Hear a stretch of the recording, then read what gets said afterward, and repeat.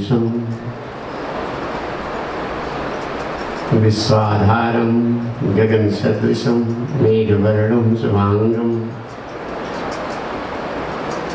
लक्ष्मीकान्तं कमलनयनं योगिविध्यानगम्यं वन्दे विष्णु भवभयहरं सर्वलोकैकनाथं नीलाम्बुजश्यामलकोमलाङ्गं सीतासमारोहपितुवामभागं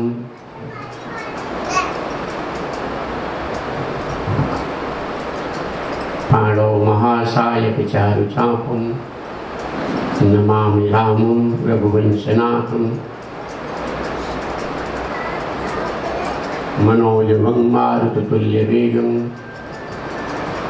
जितेन्द्रियं बुद्धिमतां वरिष्ठं वातात्मजं वानरयूथमुख्यं श्रीरामदूतं शरणं प्रपद्ये अतुलितबलधामं हेमशैलाभदेहं गनुजवनकृशानं ज्ञानिनामभ्यगणियं सकलगुणनिधानं वानराणामधीशं रघुपतिप्रियभक्तं वातजातं नमामि जाकुन्देन्दुतुषारहारधौला जाशोभ्रवस्त्रावृता जा वीणा वरदण्डमण्डितकरा जा श्वेतपद्मास्मना जा ब्रह्माच्युतशङ्करप्रभृतिभिर्देवैः सदा वन्दिता सा मां पातु सरस्वती भगवती निर्शेषजाड्यापः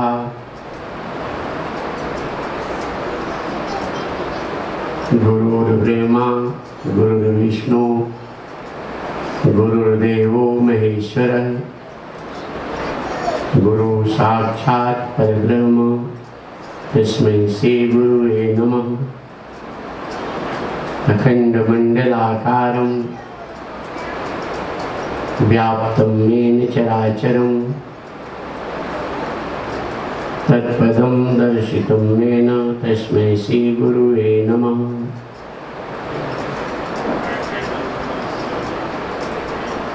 शङ्करं शङ्कराचार्यं केशवं बादरायणं सूत्रभाष्यकृतो वन्दे भगवन्तौ पुनः पुनः। ईश्वरो गुरुरात्मेति मूर्तिभेदविभागिने व्योमवद्व्याप्तदेहाय दक्षिणामूर्तये नमः।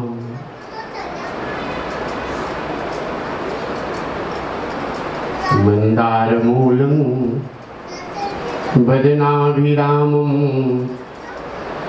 बिम्बाधरे पूरितवेणुनादं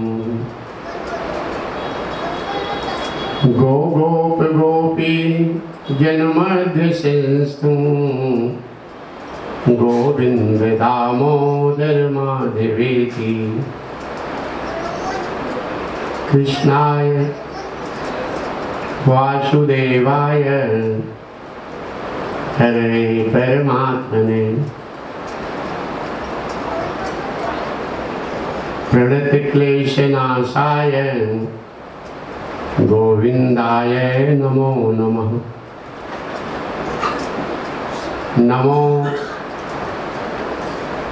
भगवते तुभ्यं वासुदेवाय धीमहि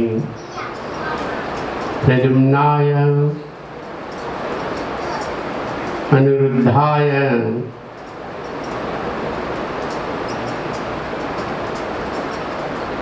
नमः संकर्षणाय च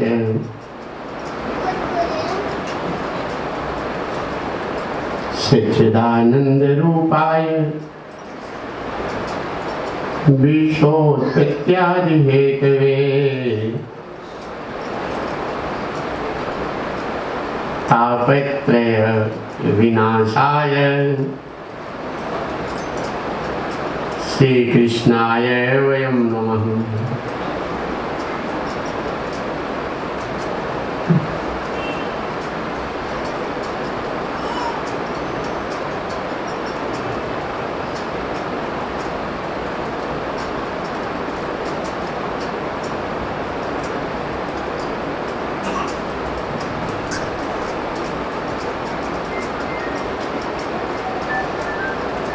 प्रेम से वृंदावन बिहारी लाल की, सियावर रामचंद्र भगवान की, पवन सुत हनुमान की, प्रेम से बोलो शंकर भगवान की, श्रीमद् भागवत महापुराण की, श्री वेद व्यास भगवान की, श्री सुखदेव जी महाराज की, सब देवन की, सब संतन की, सब तीर्थन की, सब विप्रन की, सब भक्तन की, अखिल कोटि ब्रह्मांड नायक सर्वात्मा परमात्मा सर्वाधार जगदाधार जगत वंदे आनंद निधि भगवान कृष्ण, उन्हीं के रूप में विराजमान सभी श्रोतागण, प्रेम से बोलो जय श्री कृष्ण। जय श्री कृष्ण।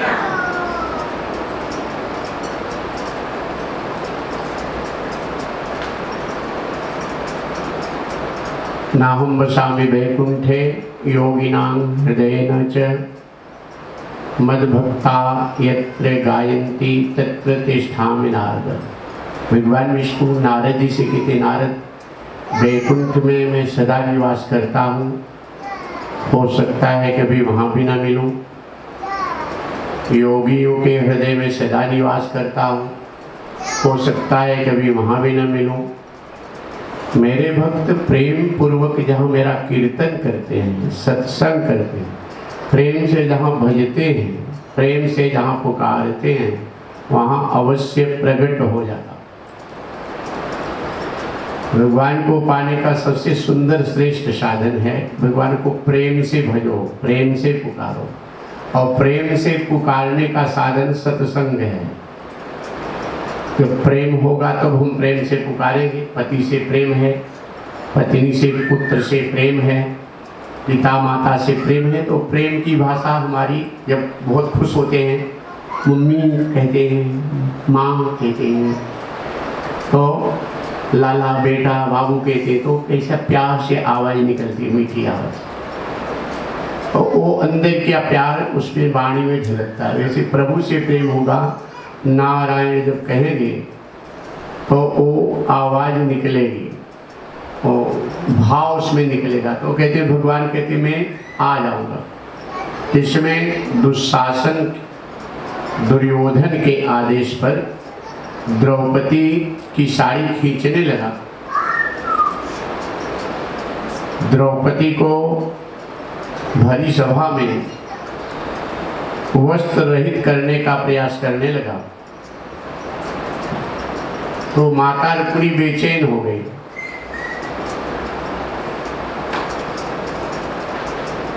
माता रुक्मिणी भगवान कृष्ण से कहती, द्वारिकाधीश भक्त की लाज संकट में है, जल्दी जाओ।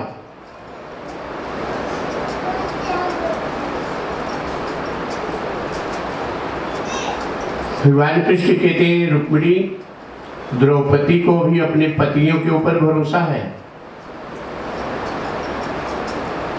जब पांचों पति भी कोई जवाब नहीं दिए, तब माता रुक्मिणी कहती, प्रभु जब लाज लुट जाएगी तो आप जाकर क्या करेंगे? भगवान कहते हैं कि रुक्मिणी द्रौपदी को अभी भीष्म पितामह के ऊपर भरोसा है। जब भीष्म पितामह कोई जवाब नहीं दिए, तब माता रुक्मिणी बेचैन हो गई कि प्रभु भक्त की लाज चली जाएगी तो आप जाकर क्या करेंगे? भगवान कृष्ण कहते हैं, रुक्मिणी द्रौपदी को अभी अपने आप के ऊपर भरोसा है। द्रौपदी की सब साड़ी जब हट गई तो सिर से साड़ी खसकने लगी, तो द्रौपदी ने जब सिर भी खुल गया तो ऐसे हाथ से और दांत से साड़ी पकड़ी, मेरा आंचल ना खुले। नारी की लाज उसके सिर का पल्लू और आंचल है। सिर खुल गया, द्रौपदी विचार करती कि मेरा आंचल न खुले। यहाँ मेरे बड़े बुजुर्ग हैं बैठे, अपनी परंपरा है, अब तुम लोग अपने ढंग से रहो, ठीक है, लेकिन परंपरा है। सास ससुर हैं, जेठ और बुजुर्ग जहाँ बैठे हैं ऐसे जगह पे सिर पे पल्लू रहे तो अच्छा रहता है। और मंदिर में जाओ, संत गुरु के पास जाओ तो सिर पे पल्लू रहे तो अच्छा रहता है। और बाकी जाए जैसे रहो, एक परंपरा हमारी भारतीय संस्कृति है। आप बूढ़ी माताओं को देखो, मैं कच्छ में एक बार गया था, एक माता जी बैठी तो उसकी साड़ी हम कच्ची है, वो लड़की 75 साल की थी, लेकिन उसकी साड़ी, उसकी बहू बैठी थी तो खुला वैसे ओपन बैठी थी। तो अब परंपरा अलग है, नहीं तुम लोग रहो, अभी ढकने की जरूरत नहीं है, जैसे वैसे रहो, तुम लोग भगवान का भजन करो। लेकिन एक परंपरा हमारी भारतीय संस्कृति, हमारे बुजुर्ग जो थे वो मूर्ख नहीं थे, वो सब समझदार थे, हर चीज की परंपरा होती है। तो खुले बाल को काम, खुले बाल से, स्त्री के खुले बाल से काम को शक्ति मिलती, वासना को शक्ति मिलती। तो इसलिए संतों ने, बुजुर्गों ने हमारे इस बात का ध्यान रखा। और तो ठीक है, अभी समय के साथ सब चल रहा है तो चलो उसमें कोई बात नहीं, जैसे समय चले वैसे चलो। लेकिन इतना प्रयास करो कि कभी मंदिर में भगवान के आगे जाओ, उस समय सोचो, अगर तुम सूट, अभी जमाना आ गया है, साड़ी का जमाना छूटता जा रहा है तुम लोगों का, बहुएं भी सूट पहन रही हैं, लेकिन यहाँ तो नहीं है, अभी सूरत में अच्छा है लोग शहर में, यहाँ सब बहुएं ठीक ठाक आई हैं हमारे सामने। लेकिन होना ऐसा चाहिए घर में, और जैसे रहो तो कम से कम ऐसे सांस्कृतिक स्तर पे जहाँ भी हो तो वहाँ अपनी परंपरा, हमारी माता पिता दादा बाबा की, वो नहीं बिगाड़ना चाहिए और उसको रहना चाहिए। यहाँ सब ठीक है। तो अगर तुम साड़ी है वो भी पल्लू ले लो, गुरु जी के सामने जा रही हो, संत के सामने, अपने ससुर के सामने, जेठ के सामने जा रही हो, तो बुजुर्ग जहाँ बैठे हैं वहाँ तो पल्लू रख लो। तो उतने समय के लिए, कम से कम उतने समय के लिए, मंदिर में जाओ तो पल्लू रख लो, कम से कम उतने समय के लिए। तो द्रौपदी की जब पल्लू भी हट गया, सिर भी खुल गया और साड़ी भी जब कि आंचल खुल जाएगा, तो आंचल का भी अब जैसे भी हो तो आंचल भी ढका हो, सिर आंचल ढका हो, बड़े बुजुर्गों के सामने जाने के लिए। अब उस समय तो कुछ ऐसा आ गया है, ये सब समझने की जरूरत है हमारे, क्योंकि समय ऐसा आ गया है। जेठ जो होता है वो हमारा सम्माननीय होता है, तो जेठ के सामने, जेठ समझ रहे हो ना तुम लोग, तुम्हारे पति का बड़ा भाई, लेकिन वो अभी परंपरा कहीं कहीं देखने में आती है, यहाँ तुम लोगों का तो अच्छा है, लेकिन जेठ देवर से भी ज़्यादा डरता है, वो उसे अपनी भाई की पत्नी से वो बराबर बात करती रहती है, मतलब कि जरा सा ये नहीं सम्मान नहीं कि बड़े छोटे की बात हो, सम्मान करो, ठीक, थोड़ा सा अदब रखो। तुमको नहीं है कि तुम वो जैसे तैसे बन करके रहो। अब पढ़ा लिखा और इस समय सब नया युग है, पढ़े लिखे लोग हो, वो अपनी समाज के हिसाब से रहो, लेकिन थोड़ा सा घर में संभाल करके ये सब बातों का ध्यान, सम्मान छोटे बड़ों का हो, लेकिन दोनों की जरूरत है। वो जेठ भी जब सम्मान करे तो ठीक है, और जेठ या ससुर की भी जरूरत है, बुजुर्गों की भी जरूरत है कि अपने बहुओं को ऐसे ढंग से रखें तो अपने आप उनको भी अदब बना रहेगा, दोनों की आवश्यकता है। तो प्रयास करो। तो द्रौपदी जो है जब पल्लू खुल गया सिर का, और तब हाथ से और दांत से साड़ी पकड़ ली। भगवान कृष्ण रुक्मिणी से कहते, रुक्मिणी द्रौपदी को देखो, अभी अपने आप के भरोसा है, दांत से कि मेरा आंचल न खुल जाए। और जब आंचल भी खुल गया, जब देखा कि हाथ से और दांत से भी साड़ी छूट गई, अभी 10,000 का बल लिए दुशासन, एक नारी, वो भी आधा ताकत तो ऐसे खत्म हो जाती कि पुरुषों के सामने किसी नारी को घसीट के लाओ, पैसे उसका बल खत्म हो जाता है। और वहाँ वो भी बड़े बुजुर्गों के सामने कोई सहायता करने वाला नहीं। तो जब लेकिन भगवान का भरोसा था द्रौपदी को कि प्रभु का भरोसा है, तो जब दांत और हाथ से भी साड़ी छूट गई, तब दोनों हाथ उठाई, द्वारिकाधीश मेरी रक्षा करो।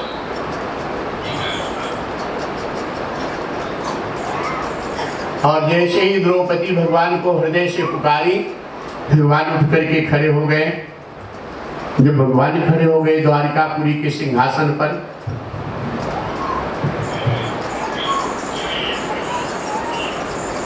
तो गरुड़ जी हाजिर हो गए।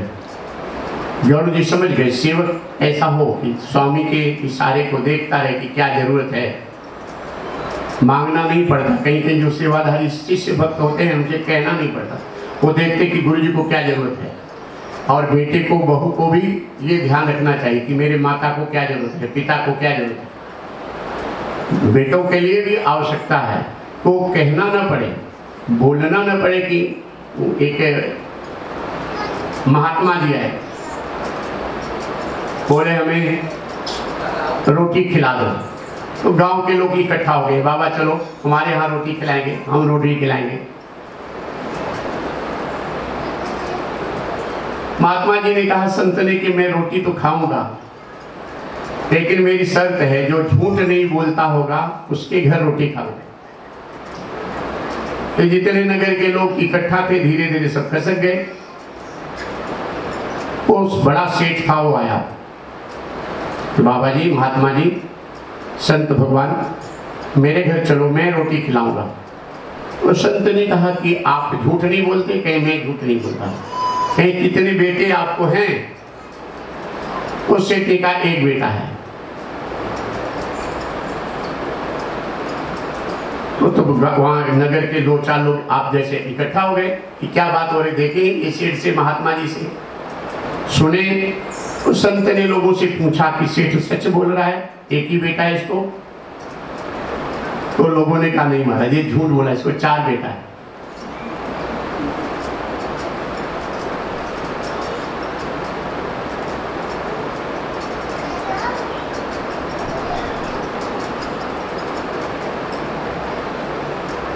संत ने कहा कि उसे पहले ही झूठ बोल दिया। सेठ ने कहा महाराज आप मेरे दरवाजे पे चलो घर में, मेरी बात झूठी निकलेगी तो आप जो दंड देंगे हम स्वीकार करेंगे, और मेरी बात अगर सच निकलेगी तो आप हमारे यहाँ भोजन करके आशीर्वाद देना। संत गए, दरवाजे पे ले गए संत को, और सेठ ने अपने एक बेटे का नाम लेके पुकारा, बेटा यहाँ आओ, बहुत जरूरी काम है। वो वहीं से बेटा आवाज तो सुना, लेकिन वहीं से कहा कि हमें भी कोई जरूरी काम है, हमें भी काम रहता है, अब बैठो शाम को मिलते हैं। चला गया, आया नहीं। सेठ ने दूसरे बेटे का नाम लेके बुलाया कि बेटा बहुत जरूरी काम है, जल्दी आओ।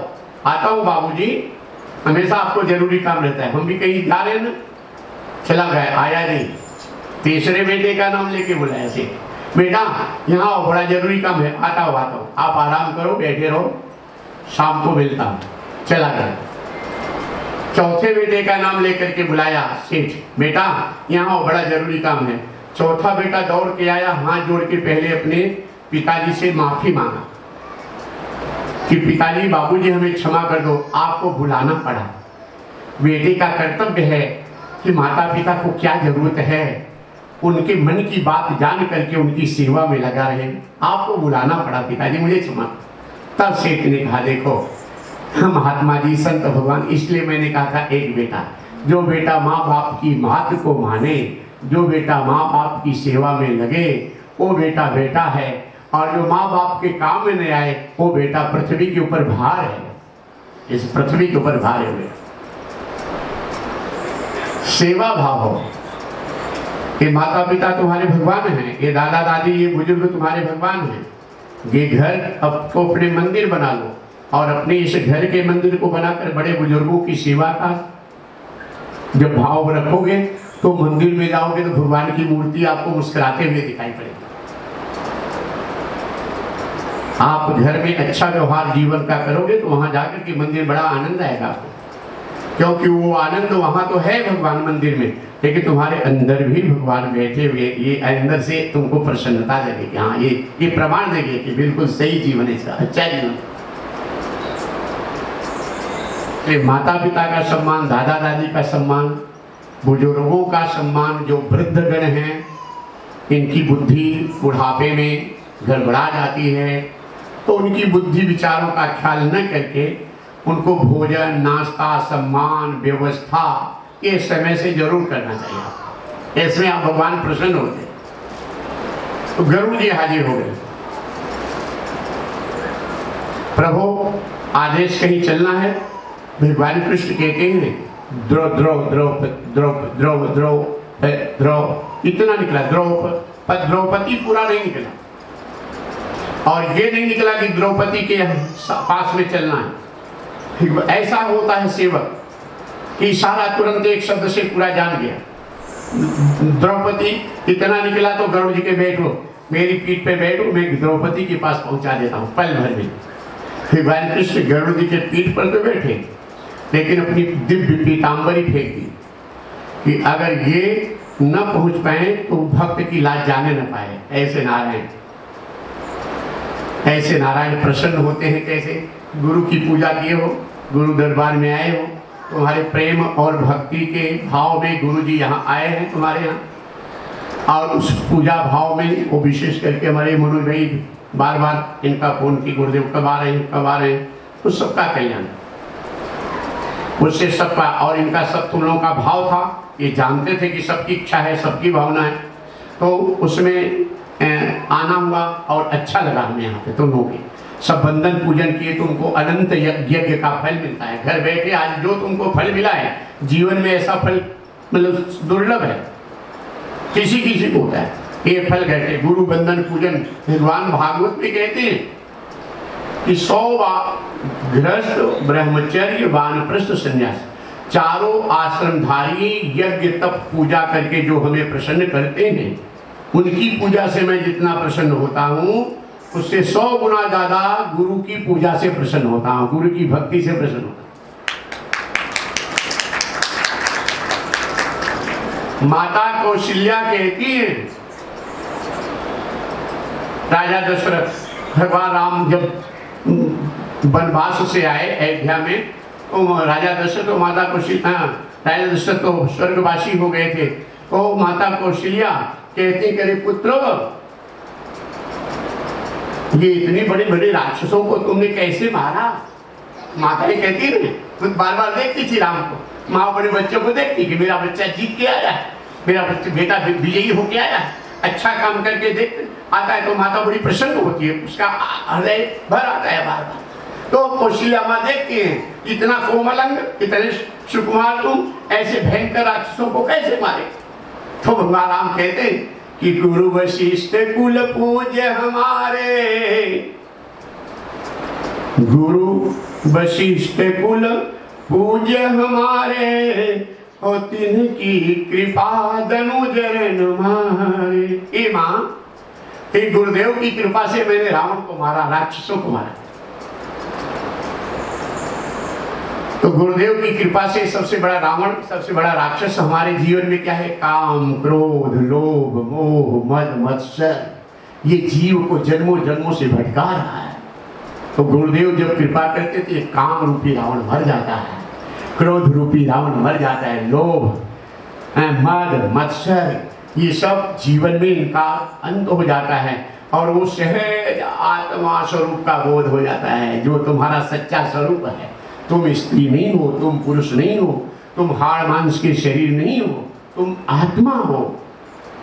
ये शरीर का जन्म होता है, शरीर की बचपना शरीर का है, ये जवानी शरीर की है, बुढ़ापा शरीर का है, मृत्यु शरीर की है, आत्मा नहीं।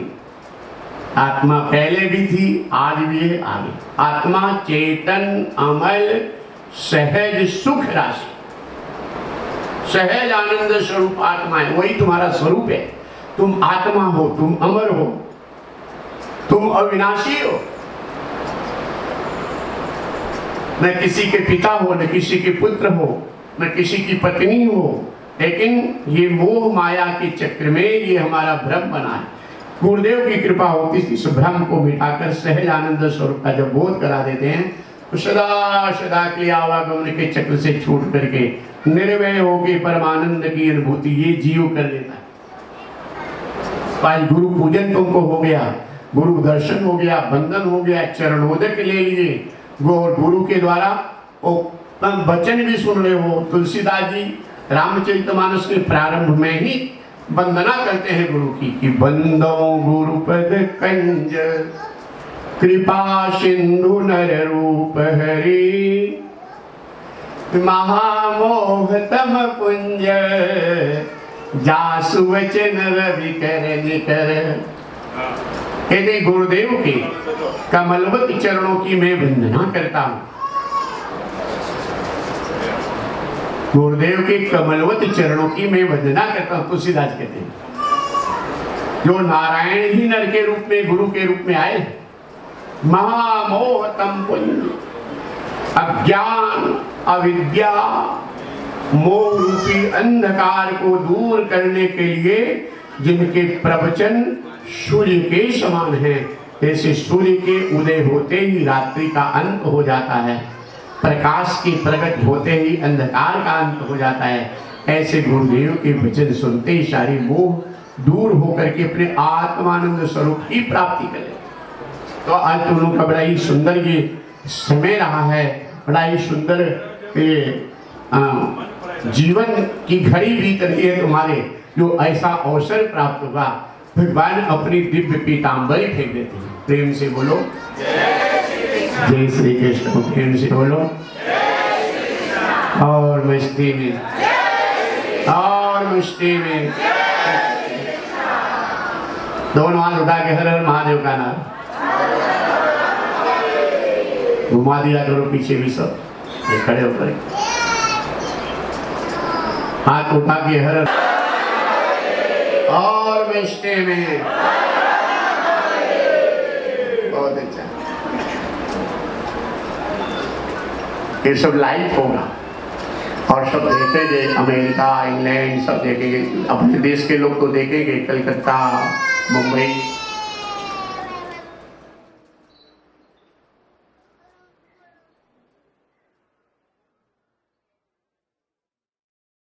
सच्चिदानंद घन भगवान की श्रीमन्नारायण नारायण नारायण श्रीमन श्रीमन्नारायण नारायण नारायण श्रीमन श्रीमन्नारायण नारायण नारायण श्रीमन श्रीमन्नारायण नारायण नारायण श्रीमन भजमन नारायण नारायण नारायण भजमन जपमन नारायण नारायण नारायण जपमन माता नारायण नारायण नारायण माता पिता नारायण नारायण नारायण पिता गुरु नारायण नारायण नारायण गुरु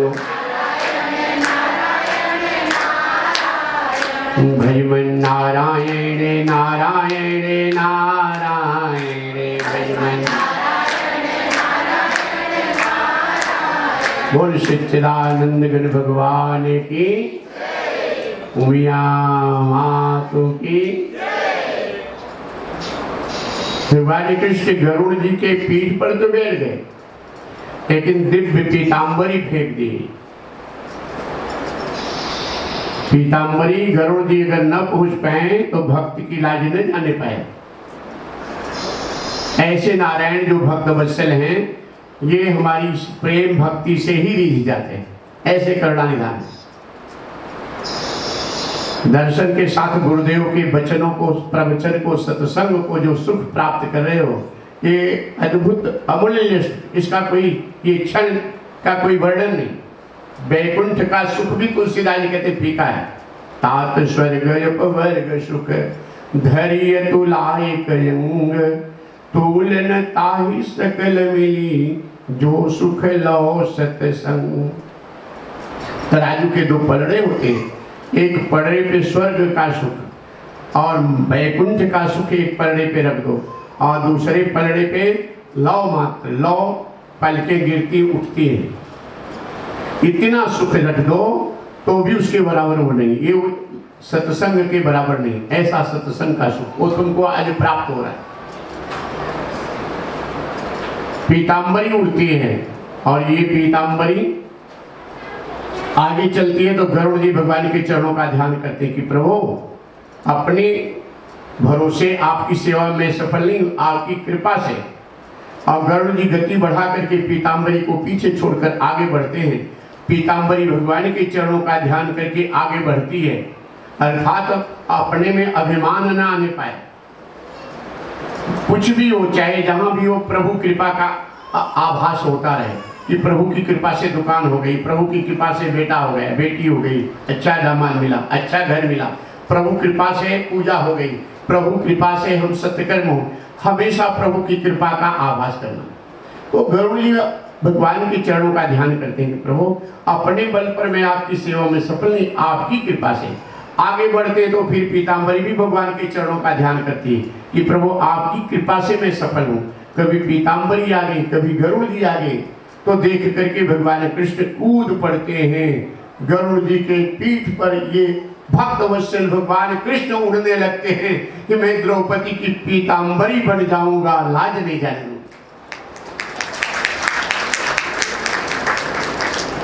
लेकिन फिर गरुड़ जी भगवान कृष्ण को पीछे छोड़ के आगे उड़ने लगे, कभी पीताम्बरी, कभी गरुड़ जी, हाँ कभी भगवान कृष्ण। ऐसा लग रहा था कि किसी प्रतियोगिता में प्रथम स्थान पाने के लिए ये तीन विमान उड़ रहे हो, एक श्याम रंग का, एक पीले रंग का, एक सफेद रंग का, और तीनों जन एक साथ में पहुंचे। पीताम्बरी द्रौपदी की साड़ी में समा गई। द्रौपदी अर्धनग्न हो चुकी थी। द्रौपदी के नाभि के ऊपर जितनी साड़ी थी हट चुकी थी, नाभि के नीचे साड़ी रह गई थी, आधी साड़ी हट गई थी, आधी रह गई थी। लेकिन ऐसे समय में भगवान उस साड़ी में समा गए।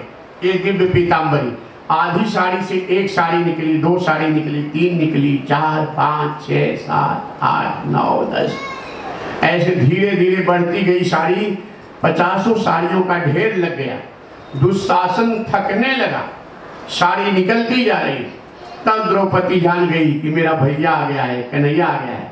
वो करुणा निधान भक्त वत्सल भगवान द्वारिकाधीश आ गए, जान गई उनके बिना कृपा। तो जब भगवान की कृपा रहती है, भगवान के भरोसे, तो भक्त की नैया डगमगाती है लेकिन डूबती नहीं। वो धीरे धीरे भगवान अंत समय में बचा लेते। थोड़ा भी रह गया तो धीरे धीरे उसी में बढ़ा देते, बचा लेते। भगवान के भरोसे रहो। तो संत गुरु यही तुमको शक्ति देते हैं कि भगवान के ऊपर विश्वास करो, सत्यकर्म के ऊपर विश्वास करो, सत्य के ऊपर विश्वास करो, और विश्वास करके भगवान का नाम जब कीर्तन करते रहो। सदा सत्यकर्म के लिए मन बनाए रहो, सत्संग के लिए भगवान से प्रार्थना करो, मुझे मिलती रहे सदगुरु और संत की सानिध्य। द्रौपदी रो पड़ी भगवान कृष्ण को देख करके, और फिर वहां पे बैठे हुए क्षत्रिय वीरों को फटकारी कि ससुराल के कायर क्षत्रिय वीरों, एक स्त्री के ऊपर अपनी ताकत आजमा रहे हो। तुम में मर्दानगी है तो पीहर से, मायके से मेरा भाई आया है, मर्दों के साथ मर्दानगी दिखाओ तो पता चले। बड़े बड़े क्षत्रिय वीर बैठे थे, सबकी नजरें झुक गई। ये कथा कहती है कि जब तुम्हारे अंदर सामर्थ्य हो, तुम्हारे अंदर भगवान ने धन दिया है तुम्हारे पास, तो तुम्हारे सामने कोई भूखा न सोने पाए। तुम्हारे पास शक्ति दिया है किसी की रक्षा करने के लिए, तो उसको उसके साथ अन्याय ना होने पाए। तुम्हारे पास सामर्थ्य है किसी के कल्याण के लिए, तो उसको लेके मत बैठे रहो। अपना कल्याण करो, अपने परिवार का कल्याण करो, समाज के कल्याण के लिए कुछ कार्य करते रहो।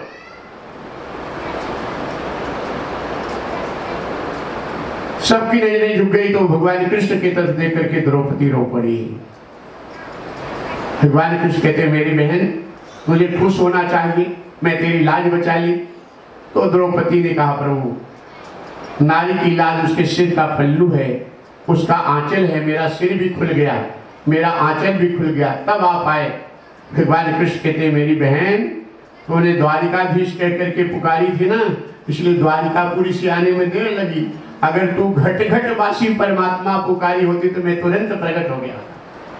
तो भगवान घट घट में बैठे, तुम्हारे अंदर बैठे। अहम आत्मा गुडाकेश सर्वभूता से स्थित अहम आदिश्य मध्यम च भूता नाम अंत्येव च। भगवान तुम्हारे हृदय में बैठे हुए, तो सदगुरु तुम्हें बताते हैं कि तुम्हारे हृदय में कन्हैया है, तुम्हारे हृदय में शिव बैठे हैं, तुम्हारे हृदय में भगवान विष्णु बैठे हैं। तुम उनको पहचानो।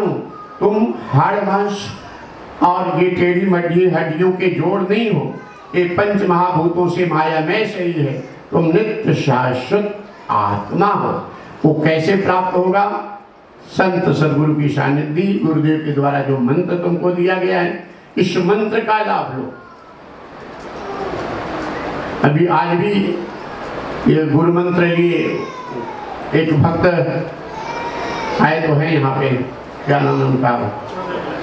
हाँ, बसंत भाई, पार्वती और बसंत। अभी और एक भक्त कल अभी आग्रह कर है कि गुरुदेव कल तो अच्छा है, अशोक भाई, अशोक नाम है तो अच्छा है। वो एक पुराणों में कथा आती है, एक साल पंडित जी थे, अयोध्या से 70 किलोमीटर उत्तर और पूरब की दिशा में एक गांव था। एक पंडित जी थे, शास्त्री जी, वो बड़े विद्वान थे। उनके यहाँ नारद जी आए, तो पंडित जी घर पर नहीं थे, शास्त्री जी। नारद जी आए तो उनकी पत्नी जो थी, नारद जी का बड़ा सम्मान की, चरणोदक बनाई। कभी चरण होते हैं ना, संत आए तो संत के चरण और धूली का बड़ा लाभ मिलता है, कि मिल जाए तो बड़ा अनंत फल प्राप्त होता है। और इसलिए तुलसीदास जी कहे ना कि बंदो गुरु पद पद्म परागा, सुरुचि सुवास सरस अनुरागा। गुरुदेव की चरणों की धूली की वंदना तुलसीदास जी करते हैं। भगवान कृष्ण मट्टी खाए थे, बलदाऊ ने यशोदा मैया से शिकायत कर दिया। यशोदा मैया भगवान कृष्ण का कान पकड़ ली, क्यों लाला कन्हैया तूने मट्टी खाया है? भगवान कृष्ण कहते माँ मैंने मट्टी नहीं खाया है। तो यशोदा मैया ने कहा तेरे मुंह में मट्टी लगी है, झूठ बोलता है। भगवान कृष्ण कहे नहीं माँ ये मट्टी नहीं है। कहे फिर क्या है? कहे ये ब्रज रज है, ये महाभागवत गोपी संतों के चरणों की धूली खाया हूँ। पूतना से स्पर्श हुआ था ना, तो हृदय को शुद्ध करने के लिए संतों की धूली, महाभागवत गोपियों के चरणों की धूली। तो चरणों की धूली, चरण रज गुरु के, ये साधारण रज नहीं। गुरु का चरणोदक ये साधारण पानी नहीं, गंगा का जल ये साधारण जल नहीं, तुलसी का पत्ता ये साधारण पत्ता नहीं, ये तुम्हारे कल्याण के लिए है। सब ये भगवान ने प्रकट किए हैं, तो इनका लाभ अवश्य होना चाहिए। और भगवान कृष्ण कहते हैं कि मैं घट वासी हूँ और मैं अयोध्यानाथ हूँ, मैं द्वारिकापुरी में रहता हूँ और तुम्हारे हृदय में भी निवास करता हूँ। जो भगवान सोमनाथ में है, केदारनाथ में है, बद्रीनाथ में है, जगन्नाथ में है, रामेश्वर नाथ में है, कुशमेश्वर नाथ में है, त्रयंबकेश्वर नाथ में है, भीमाशंकर नाथ में है, काशी विश्वनाथ में है, पैरली वैद्यनाथ में है, वही नाथ, वही प्रभु तुम्हारे हृदय में शिव विराजमान है, वही भगवान कृष्ण तुम्हारे हृदय में विराजमान है। कैसे मिलेंगे? प्रेम से। ये भगवान की सत्संग और भक्ति के स्वरूप से भगवान की कृपा हो, भगवान की कृपा से ही तुमको भगवान की प्राप्ति हो जाती है। प्रेम से बोलो जय श्री कृष्ण, और मस्ती में बोलो, और मस्ती में दोनों हाथ उठा के हर हर महादेव का नारा,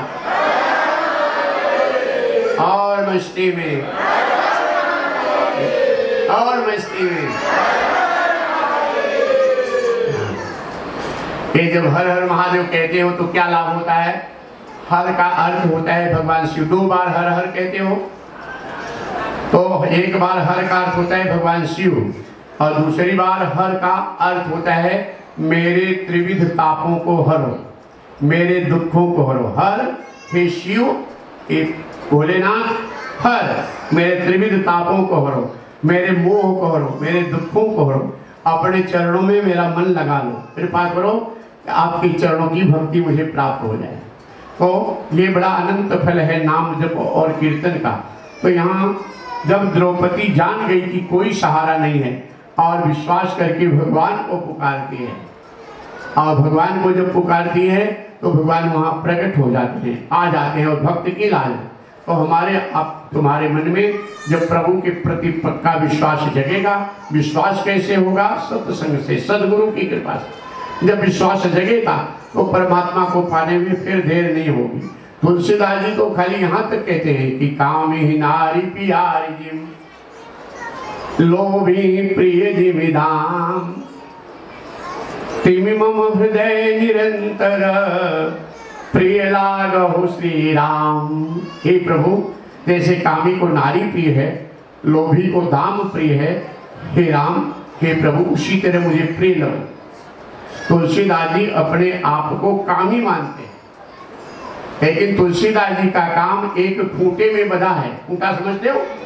गाय को जैसे बांधते हो रस्सी से खूंटे में, एक खूंटे में, अर्थात तुलसीदास जी का काम अपनी पत्नी तक है। तुलसीदास जी के वचन हैं, पर धन पत्थर जानिए, परतीय मातु समान, इतने पर प्रभु ना मिले तो तुलसीदास जवान। लोग कहते ना तुम करो बिंदास, मैं जवानत देता हूं, मैं गारंटी लेता हूं। तो तुलसीदास जी कहते हैं पराई नारी को माता के समान, बहन के समान सुख देखो, और पराये धन को विष की तरह देखो। ये विष है, अपने हक का जितना उतना चाहिए, कहीं इतने से तुम्हें भगवान मिल जाएंगे। अगर नहीं मिलते भगवान कहते तुलसीदास जी में गारंटी। तो तुलसीदास जी का काम अपनी पत्नी तक सीमित था। तुलसीदास जी भगवान को पाने के बाद भी ये कहा करते थे कि मौसम कौन कुटिल खल कामी, जय तन दिए ताहि बिसरायो, ऐसो नमक हरामी। तुलसीदास जी अपने आप को कामी समझते हैं, लेकिन लोभी प्रिय जिमिदाम, लोभी को जैसे दाम प्रिय है, हे प्रभु वैसे मुझे प्रिय लगो। तुलसीदास कहते हैं कि कामी को जैसे नारी प्रिय है और लोभी को दाम प्रिय है, उसी तरह हमें प्रिय लगो। एक बंबई के लोभी सेठ की कथा थी। यहाँ कोई कंजूस लोभी बैठे हुए तो बुरा नहीं हुए, यहाँ नहीं बैठे, यहाँ सब अच्छे।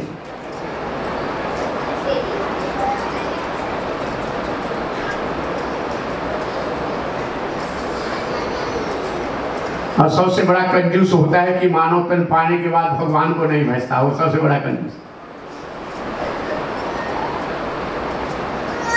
जाति पाति कुल धर्म बड़ाई, धन बल परिजन गुण चतुराई, भगतिहीन नर सो है कैसे, और बिनु जल बारिद देखिए जैसे। अच्छे कुल में जन्म लिया हो, सुंदर जाति हो, बड़ा कुल हो, धन हो, बल हो, लेकिन अगर भगवान की भक्ति नहीं है तो उसी तरह उसकी शोभा नहीं होती कि बादल तो बहुत है लेकिन पानी नहीं बरसता। तो जिसके अंदर भगवान की प्रति प्रेम और भक्ति नहीं है, उसका जीवन उसी तरह बादल की तरह बताया गया कि बादल दिखता है लेकिन उसमें बरसात नहीं होती। इसलिए जीवन में प्रेम और भक्ति। तो ये बंबई का लोभी सेठ जो था, ये बड़ा कंजूस था। इसकी पड़ोसन गई थी काशी। कितने लोग काशी गए हो? हाथ उठाओ।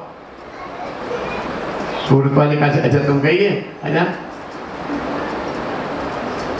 अमृत भाई की माँ गई है?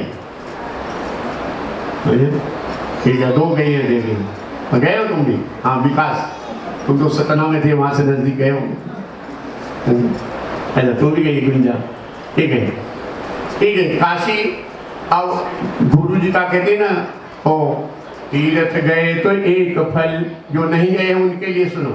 तीर्थ गए तो एक फल, और संत तीर्थ मिले तो एक फल, संत मिले फल 4, और सदगुरु मिले अनंत फल, कहें कबीर विचार। उन लोग आरती में कहते ना, 68 तीर्थ संतानी चल। तो गुरुदेव के चरण तुमको मिल गए तो 100 बार काशी का फल मिल गया। नहीं गए तो ठीक है, लेकिन समय मिले तो एक बार अवश्य जाना, तीर्थ करना। तुम करना, अपने माता पिता को कराना, और जवानी में तीर्थ कराना। बुढ़ापे में घुटना कमर पकड़ेगा तो मजा नहीं आता है। ये नहीं सोचना कि बहू आ जाएगी तब तीर्थ करेंगे। बहू आ जाएगी तो फिर तुम 2 साल नहीं जाओगे कि नहीं बहू है, छोड़ के कैसे जाओ, पड़ोसी बिगाड़ ना दे इसको, इसकी बुद्धि न गड़बड़ा दे, ऐसे नहीं जाओगे। और इसके बाद फिर मुन्ना मुन्नी हो गए तो कैसे छोड़ के जाओ, फिर तो सास उसमें ऐसे फंस जाती है। इसलिए जवानी में तीर्थ कर लेना, बुढ़ापे में नहीं जाना। तो इसकी पड़ोसन जो थी काशी गई थी, काशी से प्रसाद ले आई, और प्रसाद ले आई तो पड़ोसन के कंजूस सेठ की पत्नी के हाथ पे प्रसाद रखी, और जब प्रसाद रखी थी पूछी कहाँ का प्रसाद है, तो उसने कहा मैं काशी गई थी, बड़ी सुंदर नगरी काशी है, गंगा मैया के लहरों में दशाश्वमेध घाट पे स्नान करना, हर हर महादेव का नारा, और वहां शंकर भगवान को जल चढ़ाना, विश्वनाथ भगवान को, साधु संतों का दर्शन, बड़ा ही आनंद आता। बात सच भी है, काशी शंकर भगवान के त्रिशूल पे है, महाप्रलय के बाद भी काशी का प्रलय नहीं होता।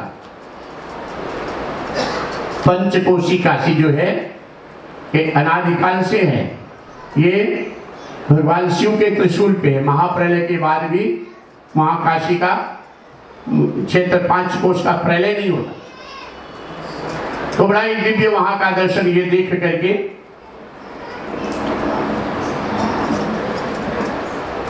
आनंद आया।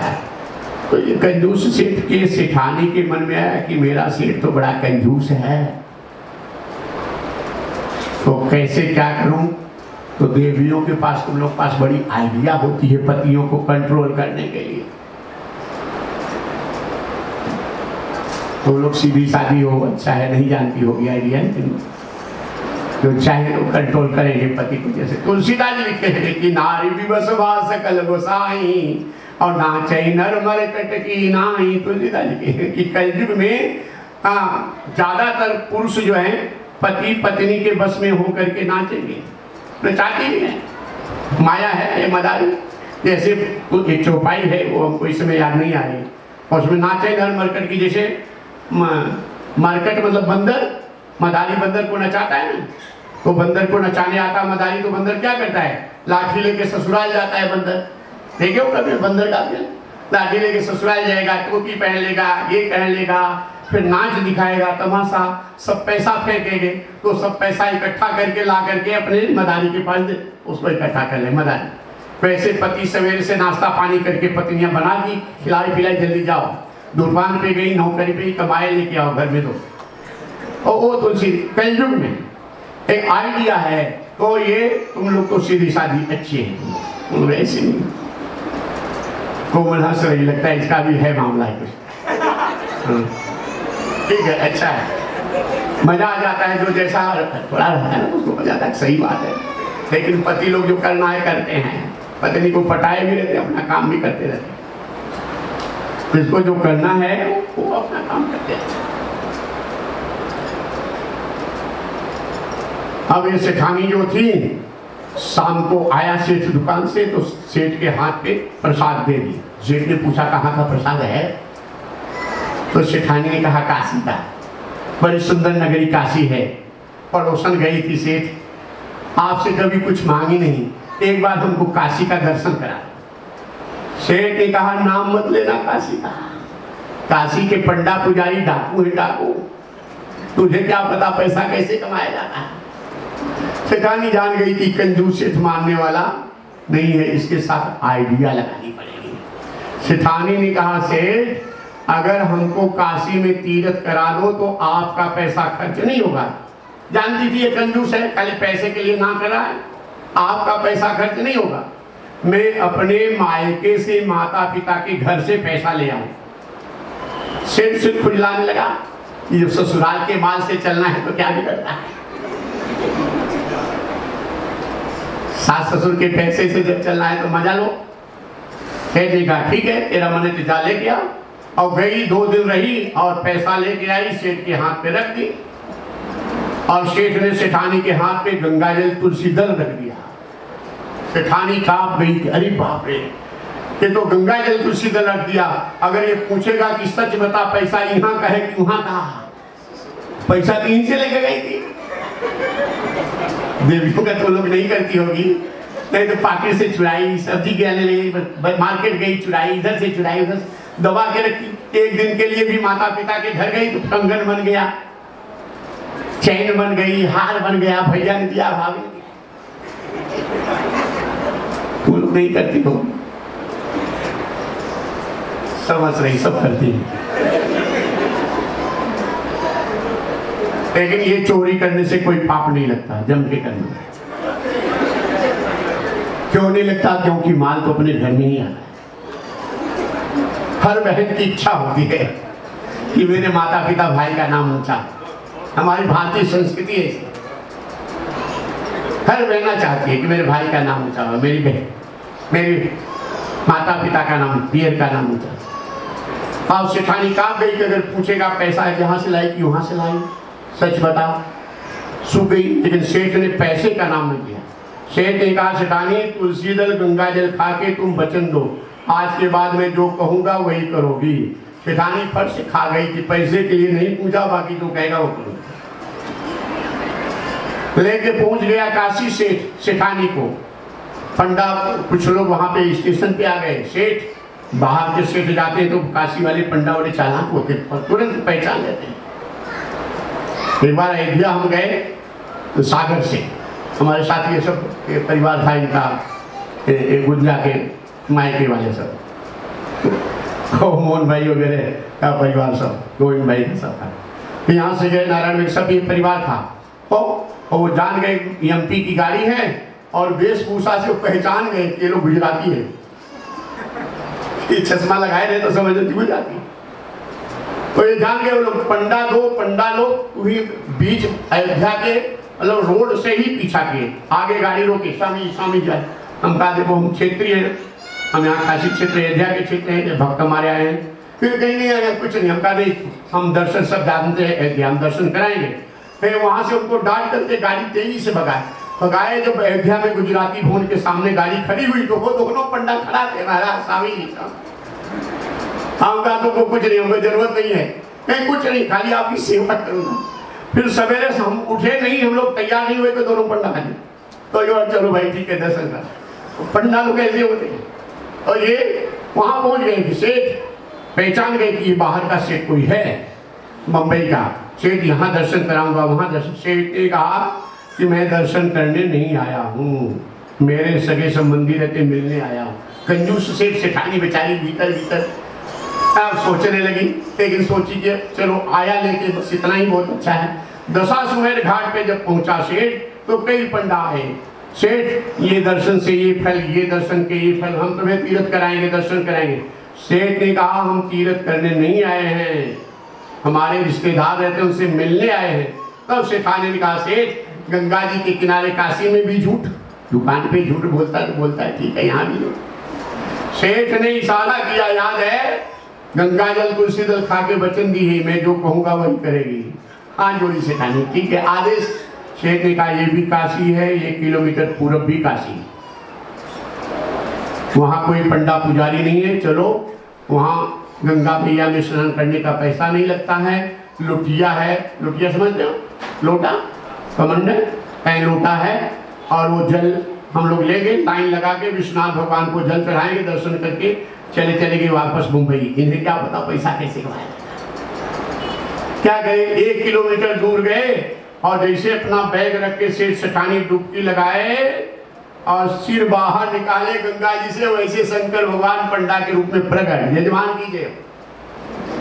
सेठ सूख गया, तेरी बाप रे कहां से आ गया, डुबकी लगा के 1 घंटे तक कथा सुनाए शंकर भगवान सेठ को, काशी के महात्म की, दान पुण्य की, दान धर्म करो। शंकर भगवान जैसे पंडा के रूप में 1 घंटे तक। इतना कंजूस था तो 100 रुपया देने को तैयार हुआ।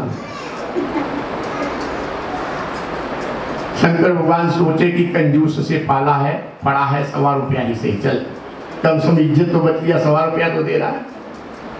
शंकर भगवान के सेठ 100 रुपया दो, मैं दूसरा यजमान देखूं। सेठ ने कहा मैं चोरों के डर के मारे पैसा नहीं लाया हूं, बंबई रहता हूं, ये मेरा पता है, आकर के ले जाओ।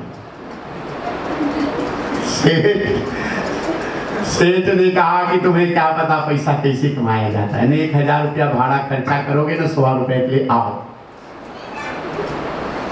सेठ चला गया बंबई, 100 रुपया नहीं दिया।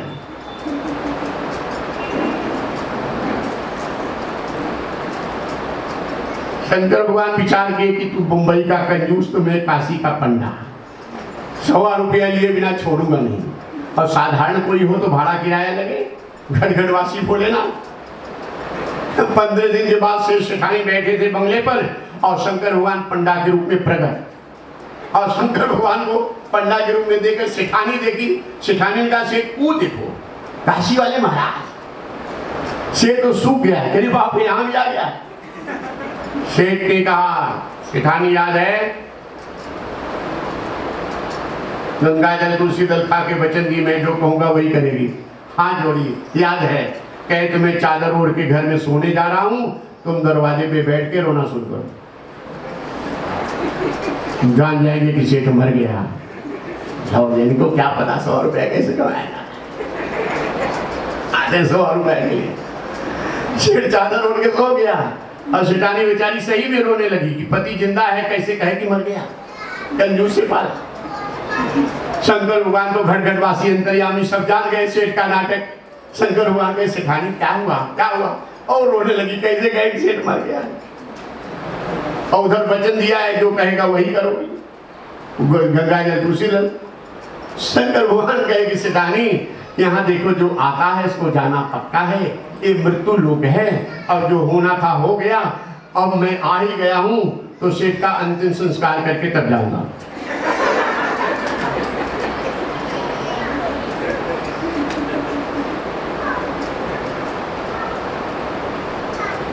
कफन आ गया, रस्सी आ गई, बांस आ गया, सेठ जरा तसमस नहीं हुआ, ऐसा कंजूस था।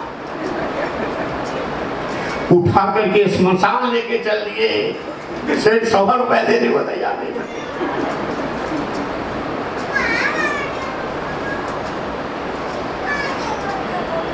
स्मशान भूमि पे पहुंच गए, चिता लग गई, स्नान करा करके चिता पे रख दिया, लगा मुंह के पास।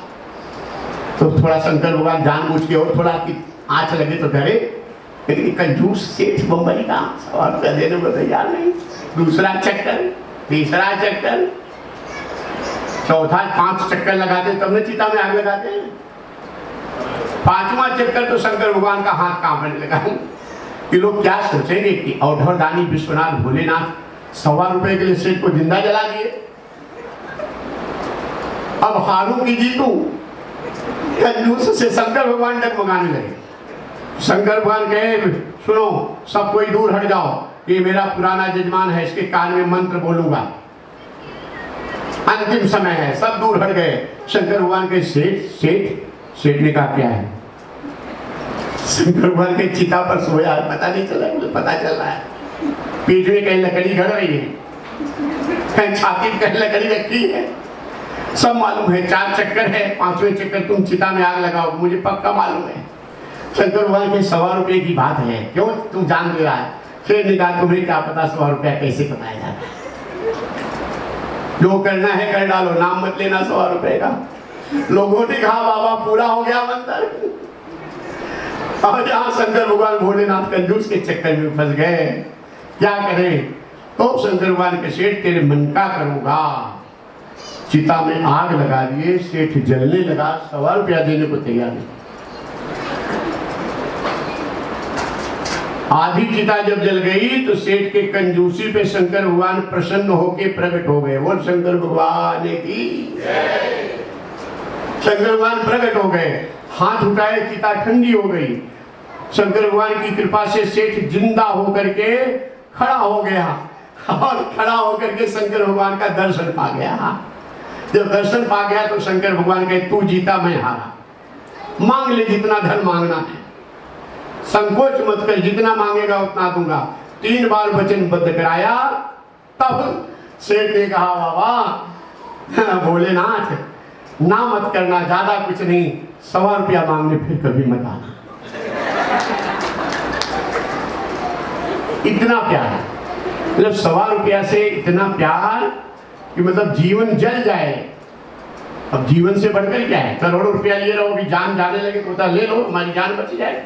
लेकिन सेठ जीवन जल जाए, सब छूट जाए, लेकिन 100 रुपए का है। तुलसीदास जी ऐसे कहते भगवान से, हे प्रभु आप हमको प्रिय कैसे लगो, जैसे कामी को नारी प्रिय लगती है और लोभी सेठ को धाम। जैसे 100 रुपया से इतना प्यार था कि जलने को तैयार था, 100 रुपए का प्यार, धन का प्यार नहीं छूटा।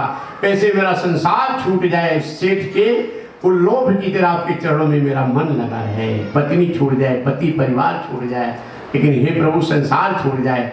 उसी सेठ की तरह आपके चरणों में मेरा मन लगा है।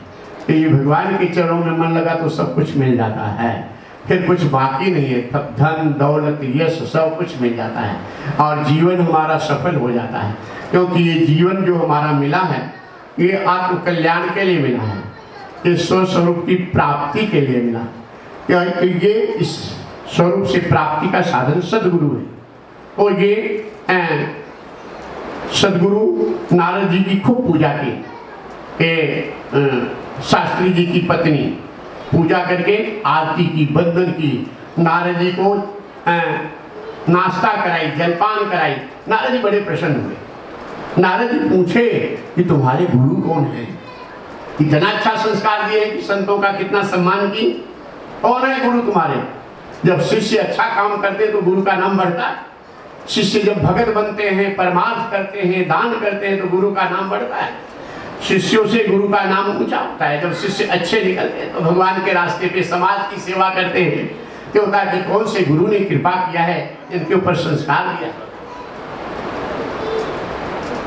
तो नारद जी पूछे तुम्हारे गुरु कौन है? तो ये ब्राह्मणी ने कहा कि मैं अभी गुरु मंत्र नहीं ली हूं। गुरु मंत्र नहीं है तो तुम्हारा ये नाश्ता हमको हजम नहीं होगा। नारद जी उल्टी कर दी, हम तुम्हारा नाश्ता हजम नहीं कर पाएंगे। चरणों में गिर करके रो पड़ी कि हमें आज ही गुरु मंत्र दे दो। और ये गुरु मंत्र ले ली और गुरु मंत्र ले करके फिर नारद जी को जलपान पूजन करके प्रसन्न करके गई भेजी। नारद जी गए तो पंडित जी आ गए, शास्त्री जी, और इन्होंने बताया कि मैं गुरु से गुरु मंत्र ले ली। और शास्त्री जी अब ब्राह्मणी को 100 गाली देने लगे, लाठी डंडा लेके दौड़े कि हमारे इजाजत के बिना, हमारे परमिशन के बिना गुरु मंत्र क्यों ले ली? कोई कोई पति होते हैं, तुम लोगों के पति अच्छे हैं कि कम से कम तुम्हारा सहयोग कर रहे हैं भजन में। नहीं कोई कोई पति होते हैं खुद नहीं बचते, पत्नियों को भी नहीं पूजा करने देते, उनको भी भजन भाव नहीं करने देते। तुम लोग का भाग्य अच्छा है। अब पंडित जी इनको गाली गलौज करने लगे, गुरु मंत्र छोड़ दो। पत्नी ने कहा मैं गुरु मंत्र नहीं छोड़ूंगी, गुरु जी को नहीं छोड़ूंगी, चाहे आप उनको मार डालो। तो 2-4 दिन डांटे फटकारे, इसके बाद शांत हो गए। 6 महीना बीत गया। एक दिन पंडित जी भोजन किए और भोजन करके उनकी पत्नी ब्राह्मणी बैठी थी तो पंडित जी की भोजन की थाली दूर कर दी, फिर अपना दूसरा बर्तन निकाली, अलग से रखी थी कि ये गुरु मंत्र नहीं लिए हैं तो अब इनका जूठन में नहीं खाऊंगी।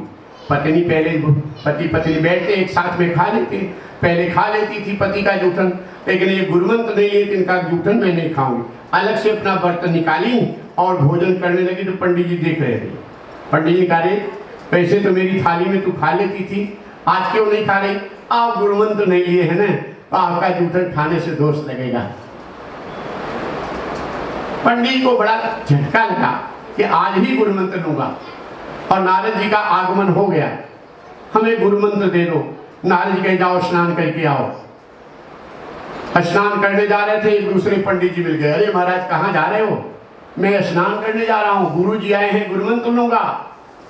अरे महाराज आप भी क्या कमाल के विद्वान हो करके, एक पितृपक्ष चल रहा है, इस महीने में गुरु मंत्र लिया जा रहा है। कार्तिक की दिवाली के बाद शुक्ल पक्ष एकादशी आएगी, तब गुरु मंत्र लेना, मुहूर्त देख करके गुरु मंत्र लेना।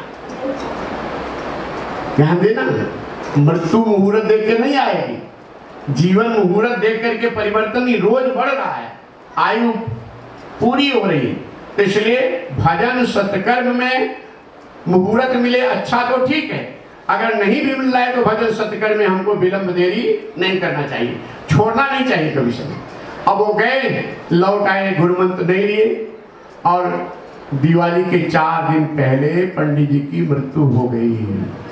और जब पंडित जी की मृत्यु हो गई तो पंडित जी गुरु मंत्र नहीं लिए थे, राजा के यहाँ हाथी हुई, पशु योनि में गए और इनकी पंडिताई गुरु मंत्र ली थी, भगवान का भजन की थी, तो राजा की बेटी हुई।